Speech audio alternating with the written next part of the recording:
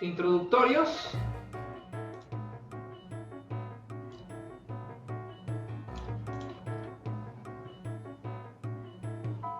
Vamos a ver lo que es representación numérica, sistemas digitales y analógicos. Y si nos alcanza un tiempo, vamos a ver sistemas numéricos digitales. Bueno, ¿qué vamos a tener de objetivos? Definición de representación analógica digital, ventajas y desventajas de las técnicas digitales, conocer características básicas del sistema numérico binario, que es el que ocupan todos los sistemas digitales, y bueno, entender una conversión, si es que da tiempo en esta sesión, de binario a un equivalente decimal. Bueno, esto es un circuito típico digital.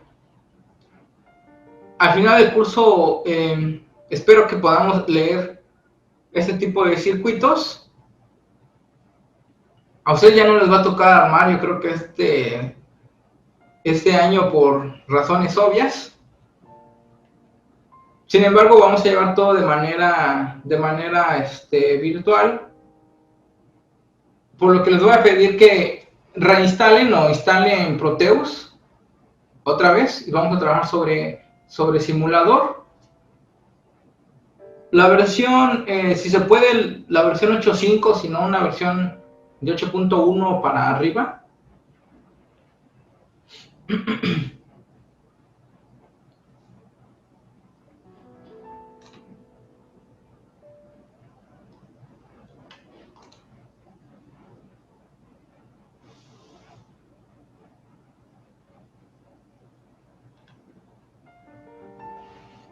Bueno, entonces,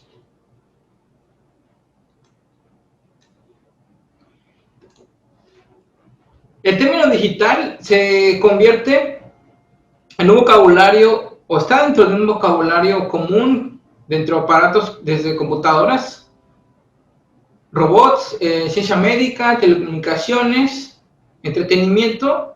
Todo eso se maneja en el campo digital.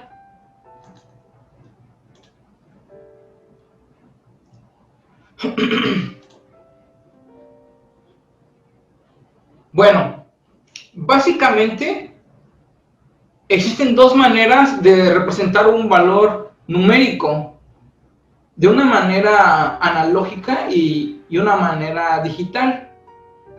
Por ejemplo, una manera analógica es cualquier velocímetro, donde dependiendo de las revoluciones de un carro o de un motor, más bien de un motor, se estima la velocidad y esa la lleva una aguja con una guía que indica, por ejemplo, qué velocidad se está corriendo. Esa es una representación analógica. O sea, en la representación analógica, una cantidad se representa pues mediante un indicador proporcional que varía en forma continua. O sea, pueden variar a través de un intervalo continuo de valores. Esa es una representación analógica.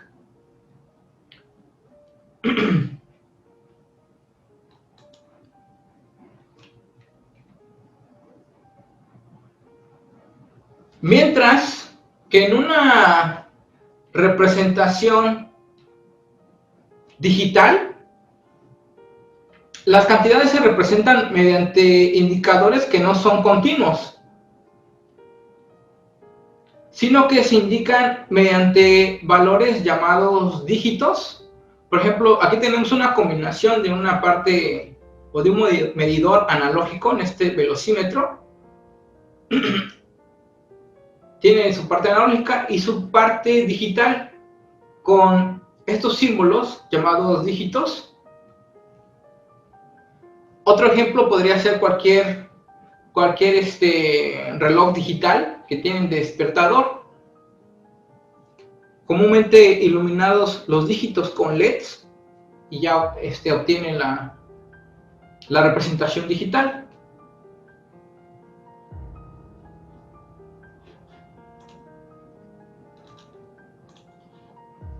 Para resumir rápidamente, el medio analógico es continuo y el medio digital es discreto, paso por paso.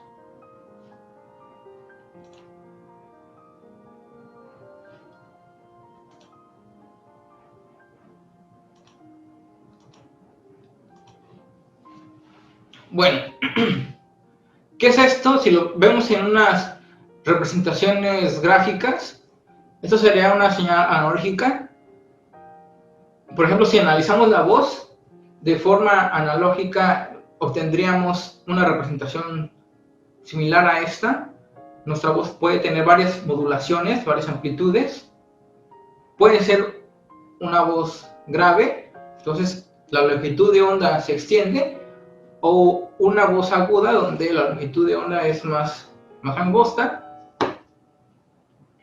y podemos alzar la voz o atenuar la voz.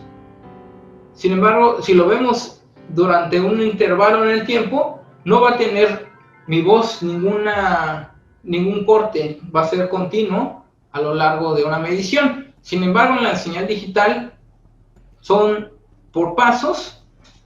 Es un mundo discreto donde solo podemos agarrar pedazos de una representación. Comúnmente son vistos los valores digitales de esta manera. Ya después vamos a entender en el estudio de circuitos digitales de electrónica 2 que van a tener todos los sistemas digitales una sola amplitud, o bueno, más bien dos, 0 y 5 volts, en el mundo digital llamado 0 y 1 lógico.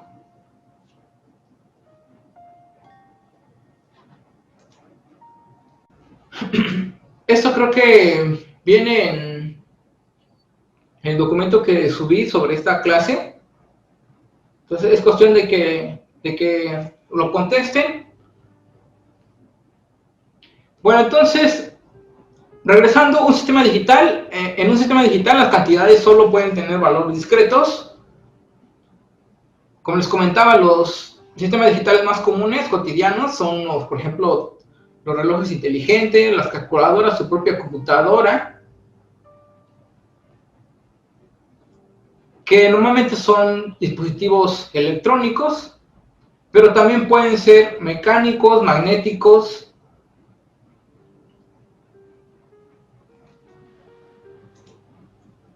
Todo aquel sistema que esté diseñado para manipular información lógica digital.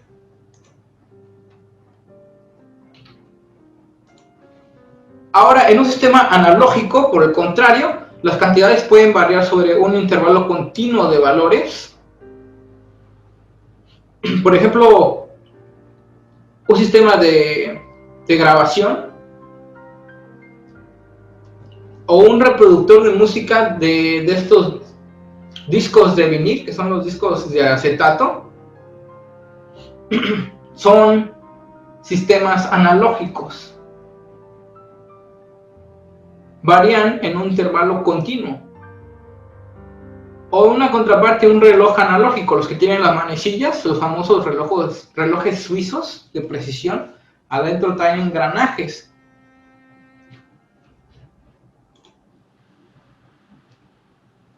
Ventajas de las técnicas digitales. ¿Por qué pasamos a lo digital? Bueno, pues generalmente los sistemas digitales son más fáciles de diseñar,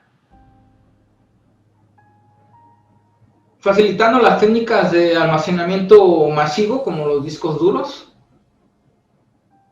Se pueden también comprimir, se puede compactar la información para en un evento posterior descomprimirla. Otra ventaja es que es más fácil mantener la precisión y la exactitud de todos los sistemas, ya que al estar discretos son posibles de manipular más fácil. Al manipularlo más fácil podemos mantener una precisión. También la ventaja es que ya las operaciones pueden programarse.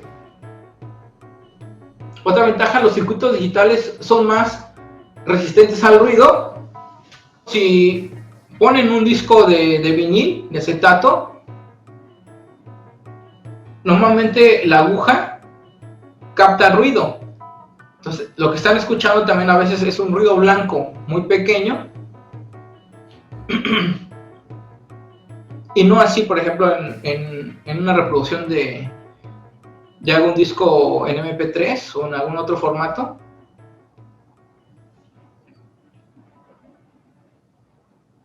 Y otra ventaja es, pueden fabricarse más circuitos digitales dentro de los chips de circuitos integrados, o sea, tienen una mayor escala de integración. Después vamos a entender qué es esto, de una escala de integración.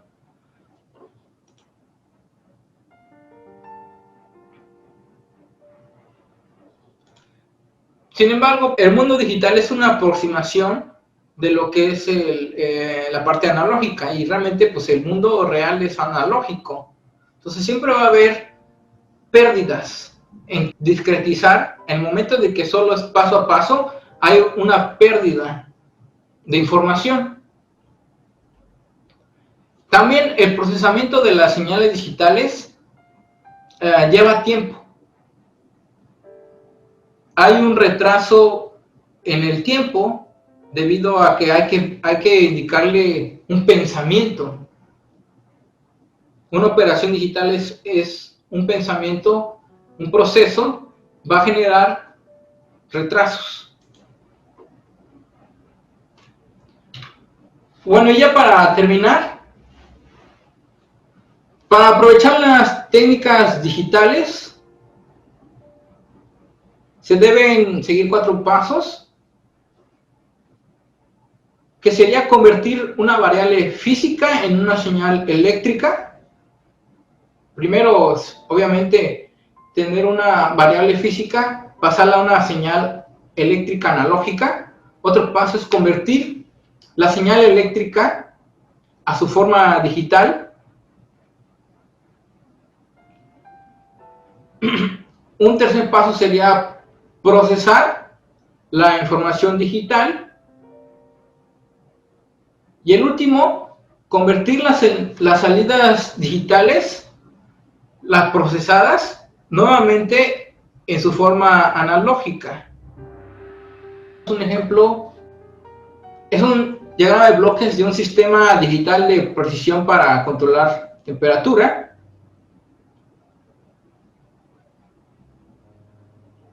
Primero, se censa el medio ambiente, entra un procesador digital,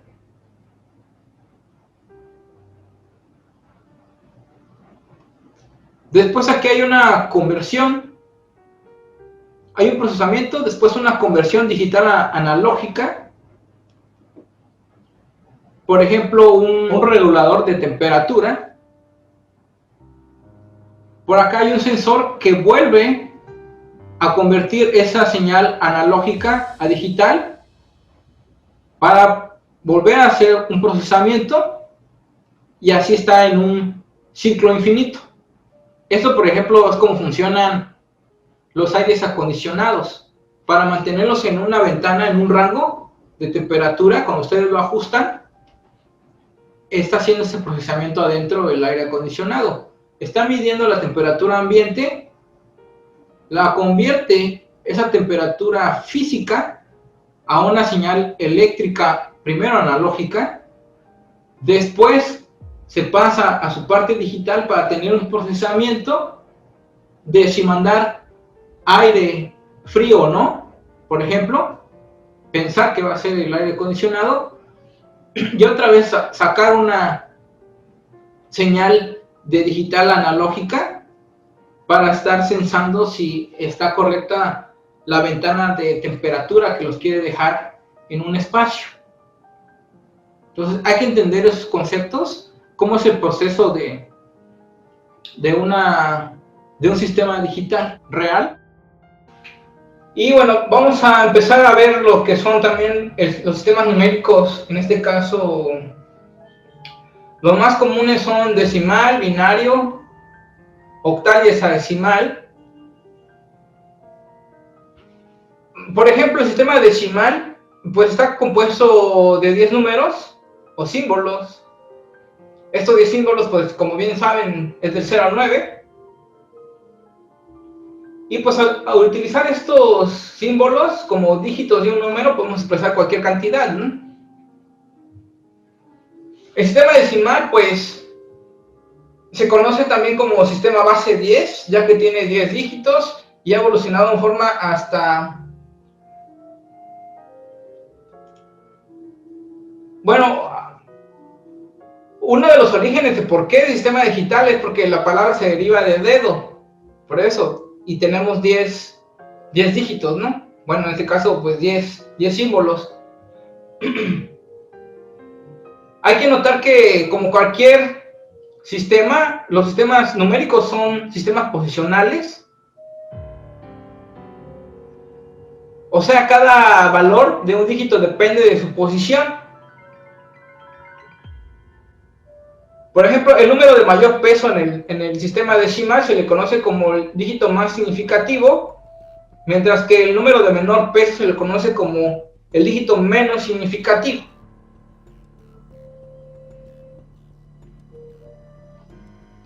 Ahora bien, el sistema binario, solo hay dos símbolos o posibles valores de dígitos, 0 y 1.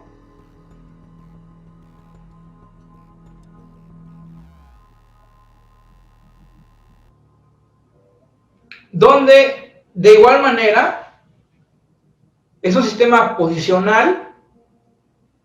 Existe un punto binario, una parte entera, una parte decimal.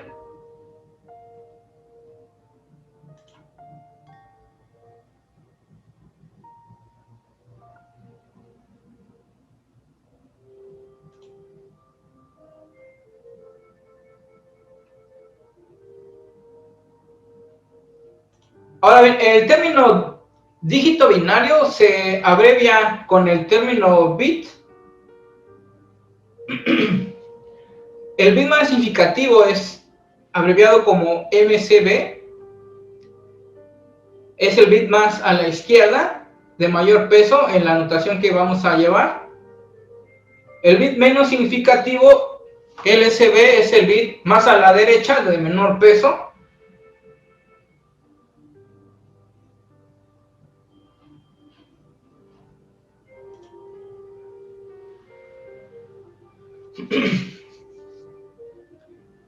Y bueno, vamos a tener una secuencia de conteo binario de acuerdo a los pesos. Lo que voy a hacer entonces es una secuencia de conteo binario con 4 dígitos de un peso de 2 a la 0, 2 a la 1,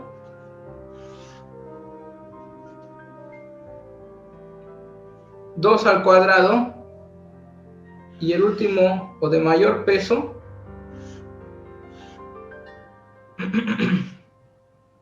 2 al cubo.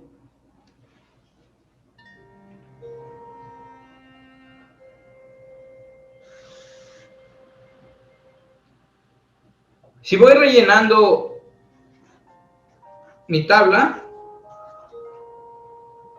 el primer valor sería en su equivalente decimal.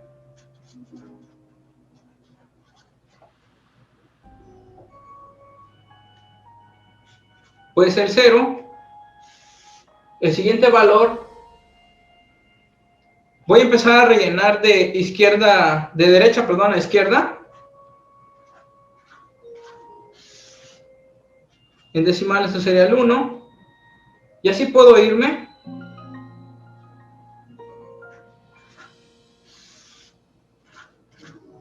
en este orden. ¿Por qué este orden? Porque 2 a la 0, en decimal esto es 1, 2 a la 1 es 2, 2 al cuadrado pues es 4 y 2 al cubo, a la tercera potencia es 8. Bueno, continúo rellenando.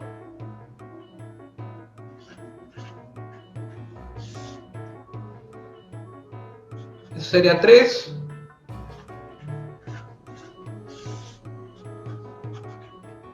Esto es 4.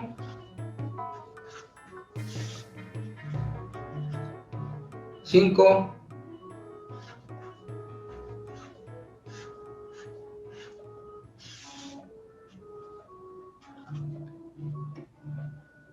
6.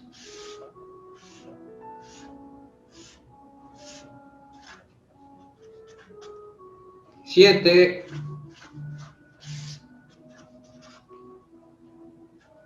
8. 9. Hasta acá voy a dejarlo. Es una tablita que en todo el curso vamos a manejar. Posiblemente al principio pues hay que memorizarla, pero después va a ser más fácil entender por qué sale. Yo creo que no es tan complicado. Entonces, ahora, tengo 4 dígitos.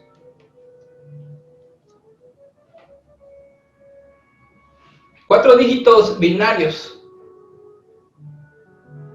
La pregunta que viene en la presentación es, ¿cuál es el mayor número que se puede representar si se utilizan, por ejemplo, aquí 4 bits? ¿Cómo respondo eso? Pues una manera de responder, si tengo 4 bits, ¿hasta qué número podría yo representar? Es con la fórmula 2 a la n menos 1.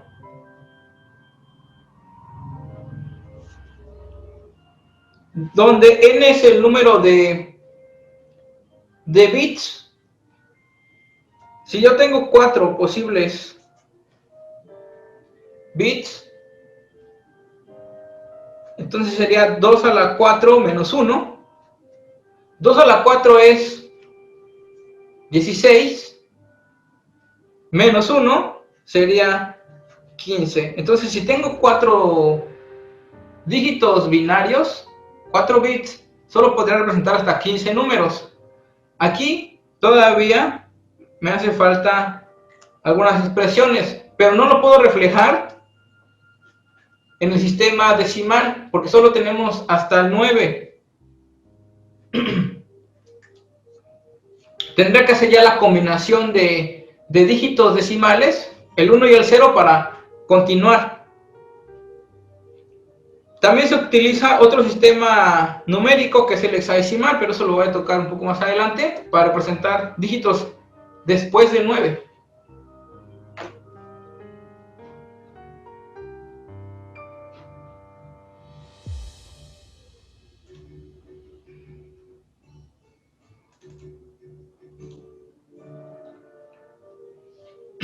Bueno, aquí viene la pregunta, otra vez, ¿cuál es el mayor número que se puede representar si se utilizan 8 bits? Pues 2 a la 8 menos 1 resulta que es 255. Cuando tengan este subíndice es que representa el sistema en cuestión. En este caso es el número en decimal y ese es un número en binario.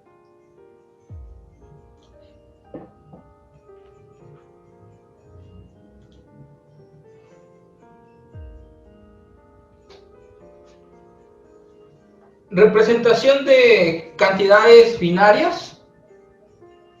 Esas son asignaciones comunes de voltaje en un sistema digital. ¿Cómo convertir o cómo interpretar la parte analógica a la digital? Bueno, si en un sistema recibe de 0 hasta 0.8 volts, siempre un sistema digital lo va a interpretar como 0 binario.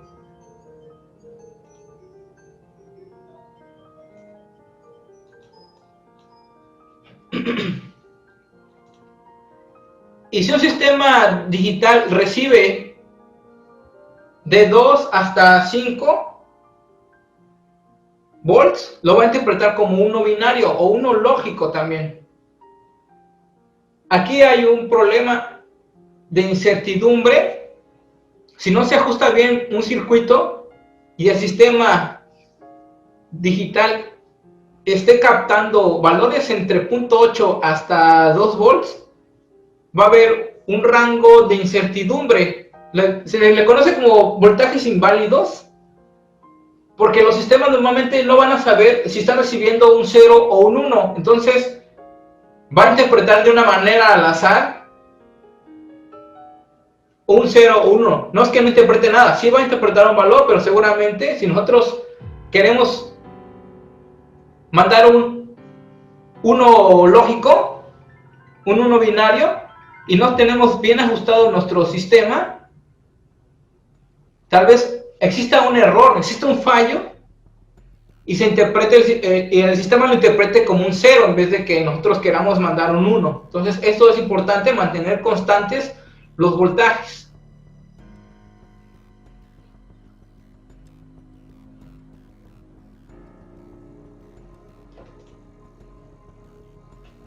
Bueno, las representaciones de cantidades binarias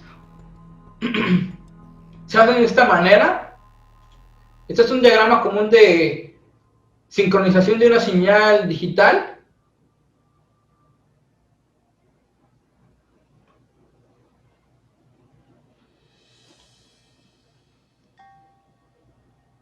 No siempre van a ser simétricas, ya depende de la operación que nosotros realicemos.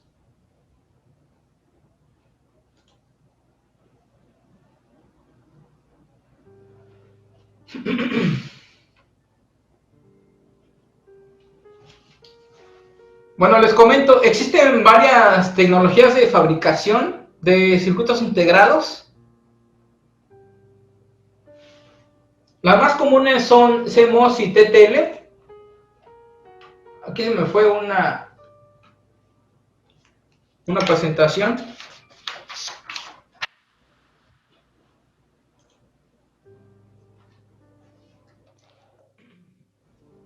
Las tecnologías más comunes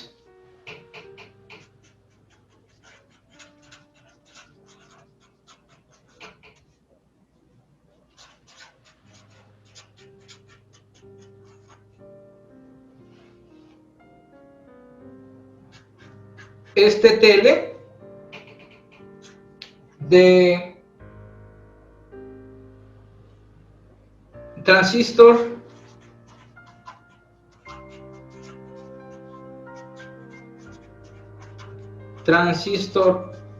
logic,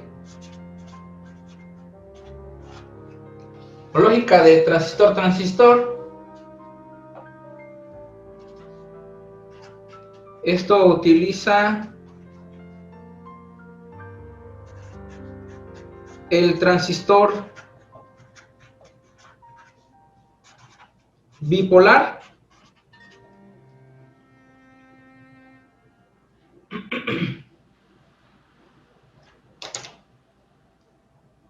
y opera en un rango, esta tecnología opera en un rango de 0 a 5 volts.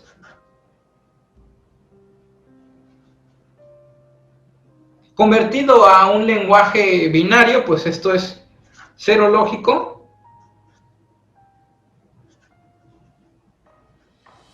y 1 lógico.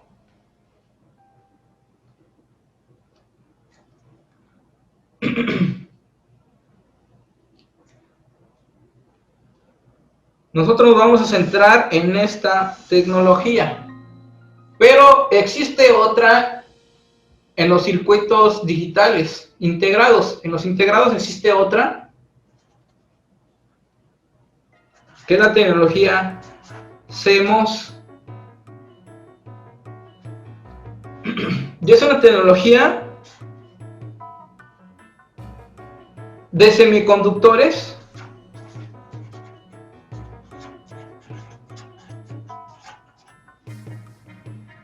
No me acuerdo del nombre en inglés, pero sí me acuerdo que es semiconductor de metal óxido.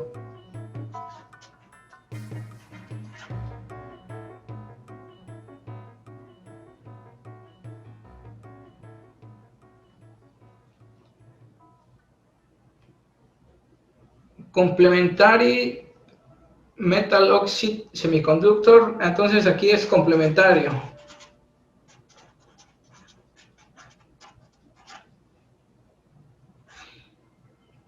Y esta tecnología utiliza el dispositivo MOSFET.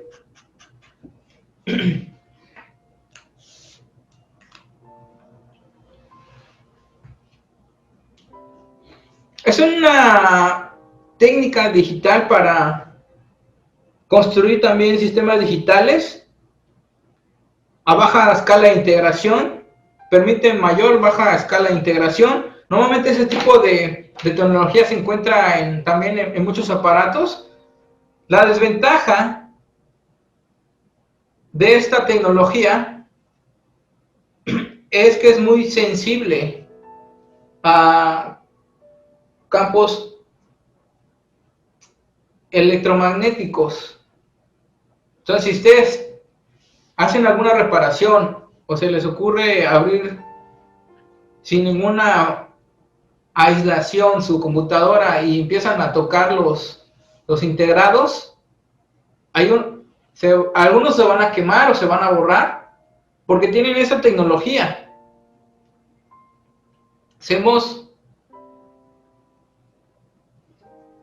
La S casi le podría decir que es de sensible. No así la tecnología TTL, la tecnología sí es de batalla, es así, hasta la conectan al revés, le tiran café y a veces sigue funcionando. Lo digo por experiencia. Bueno, entonces esas son las dos más importantes. Nosotros vamos a centrarnos en esta.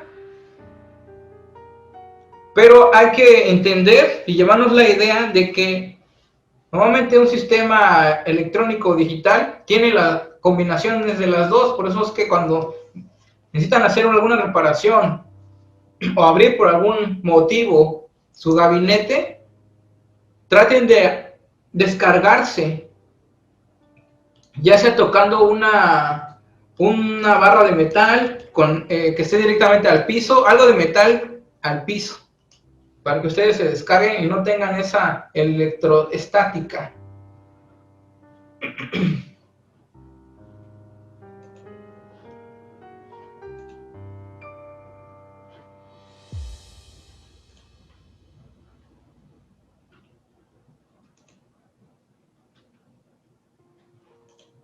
Y bueno, algunos tópicos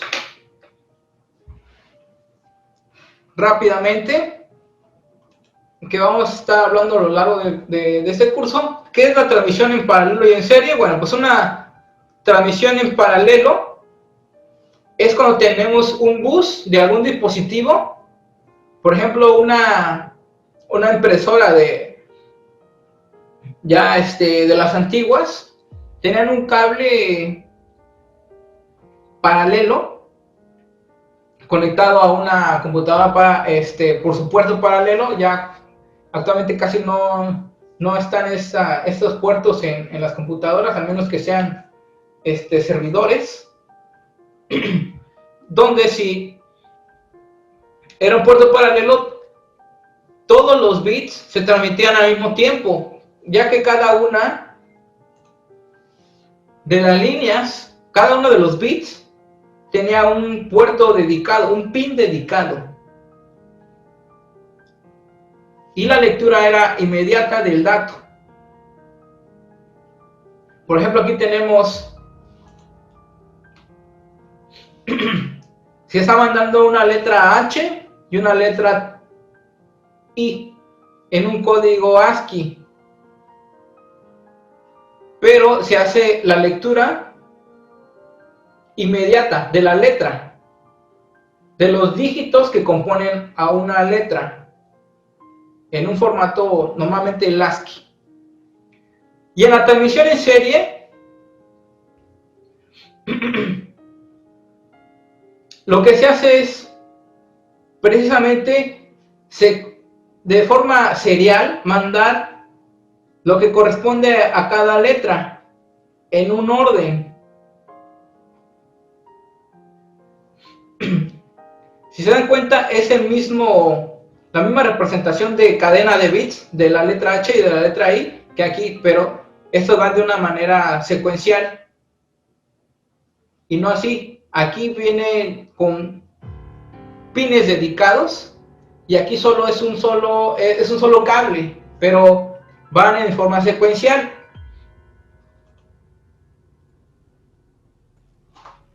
Ventajas de la transmisión en paralelo, pues es que es más rápida. Sin embargo, la desventaja es que necesita más canales de transmisión, aumentando el costo de fabricación y tanto en los puertos de una computadora o un dispositivo, tanto en el cable también.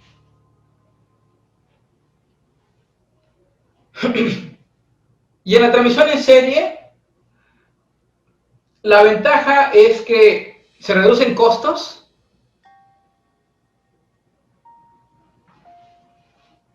pero viene implícito lo que es la latencia o un retardo. Se va a tardar, dependiendo de nuestro documento, se va a tardar en llegar a imprimirse o a guardarse, como sea, un documento, debido a que se transmite bit a bit.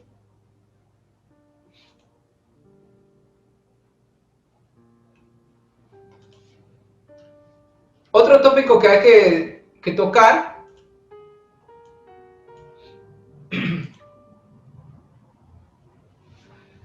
son en los circuitos digitales. Normalmente también se tiene memoria.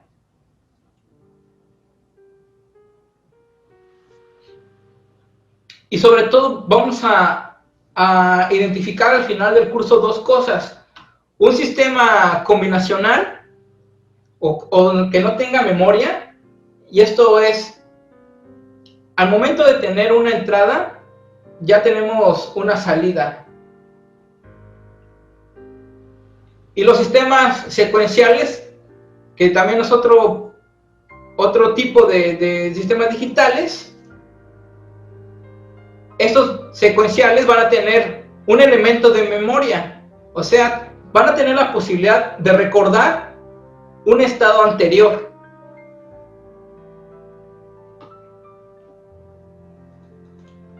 Entonces, lo que hay que entender es que van a haber dos tipos de circuitos electrónicos digitales: el combinacional, que no tiene memoria, y el circuito secuencial, que va a tener memoria.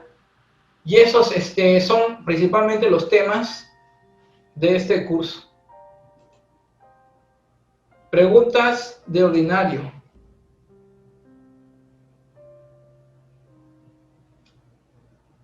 Bueno, ya para terminar, la clásica imagen de partes de una computadora. Distinguimos 5 elementos principales: la entrada, donde vienen los datos; la salida, donde ya vienen procesados los datos, pero para que estos se procesen, pues van a tener que pasar por una unidad central, en donde va a tener también un componente lógico. Ese es el de nuestro interés al principio del curso, compuesto por componentes llamados compuertas lógicas. También les voy a llamar compuertas atómicas. Nosotros vamos a tener también un control. En este caso va a ser al principio del curso puramente manual, con interruptores de estado fijo o botones. Para en otro momento del curso, en la otra mitad, ya la mitad final, vamos a ver también elementos de memoria.